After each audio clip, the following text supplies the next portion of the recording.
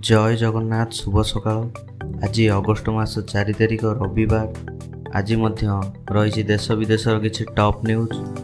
आसतु जानिबा पछकु पछ लघुचाप। आसंता 8 तारिख पर्यंत बिजुली घड़घड़ी सह वर्षा संभावना। तेणु राज्य रे 6 तारिख ठारू आरंभ हो वर्षा। पश्चिम ओडिशा एवं उत्तर आभ्यंतरीण ओडिशा रे प्रबल अति प्रबल वर्षार संभावना रही। सूचना देले पाणीपाग विशेषज्ञ सुरेंद्रनाथ पशुपालक। परवर्ती केन्दुझर हेब मेगा स्टील प्लांट। राज्य में दौड़ शिल्पायन। खनिज संपद में परिपूर्ण रही केन्दुझर।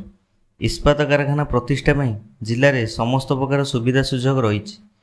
मुख्य शासन सचिव अध्यक्षतार एक टीम गठन कर काम आरंभ करने को निर्देश देले मुख्यमंत्री मोहन चरण माझी। परवर्ती खबर बंद हेबनी बीएसकेवाई। एबे मध्य बलवत्तर रहिबो विजु स्वास्थ्य कल्याण योजना। लोकों मन में प्रश्न उठुला विजु स्वास्थ्य कार्ड बंद रहिबो ना चालू रहिबो। ताहा स्वास्थ्य मंत्री मुकेश महालिंग सूचना दे कहिसेंती विजु स्वास्थ्य कार्ड आसंता सेप्टेम्बर 10 जाए बलवत्तर रहिबो एवं गोपबंधु जन आरोग्य कार्ड समस्त को मिलिबा परे विजु स्वास्थ्य कार्ड कटिजिबो। परवर्ती खबर 30 जिला बुलिबे 15 मंत्री। राज्य में बजेट पास होगा पर लोक मन में किसी प्रश्न उठी जहाँ 15 मंत्री समस्त जिला को ग्रस्त कर लोक मानू बजेट संबंधी तथ्य प्रदान करेंगे एवं मुख्यमंत्री समस्त योजना विषय अवगत कराइबे। प्रति मंत्री को 2टी लेखाएं जिलार दायित्व प्रदान करा जायछि। परवर्ती खबर बुला कुकुर को दिज्व टीका। सूचना देले स्वास्थ्य मंत्री। राज्य में बुला कुकुर संख्या वृद्धि पाउछि। अन्य पक्षरे कुकुर कामुड़ा द्वारा जलांतक रोगर शिकार होउछन्ति। राज्य में जलांतक रोगर हार कमाइबा राज्य समस्त बुला कुकुर को टीका दिज्व। 2030 मसीहा सुधा राज्य में जलांतक रोग आउ देखाजिब नाही बोली लक्ष्य रखिछन्ति स्वास्थ्य मंत्री मुकेश महालिंग। परवर्ती खबर 147 नर्सिंग कॉलेज एनओसी रद्द। राज्य में बेआईन भाव में गढ़ी उठी नर्सिंग कॉलेज उपरे कड़ा कार्यानुष्ठान ग्रहण निभाई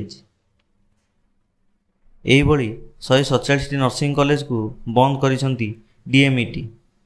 इंडियन नर्सिंग काउंसिल गाइडलाइन अनुसार आवश्यक कागजपत्र दाखल करि नथिबारु एही कार्यानुष्ठान ग्रहण कराଯାଇଛି।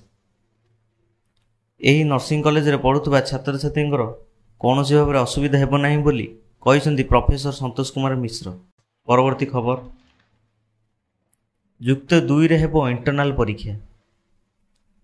युक्त 2 परीक्षा ढांचा रे बड़ परिवर्तन। सीबीएसई पिलांक परी कराजिबो परीक्षा। युक्त 3 परी युक्त 2 रे मध्य हेबो इंटरनाल परीक्षा। युक्त 2 पाठ्यक्रम रे मध्य बड़ परिवर्तन करा जायछि। एही दिगरे एक कमिटी गठन करा जाय युक्त 2 रो छात्र छात्री किभली भल भाव में पढ़ी पारे सेप्रति गुरुत्व दि जाइछि।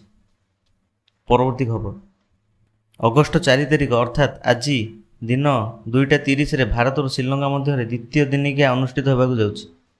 विजय लक्ष्य रे भारत प्रथम मैच 230 रन रे 2टी दल होइथिबारु मैच टी टाई रहिथिला, किंतु आज संपूर्ण मैच जितिबारे भारत लक्ष्य रखिछि।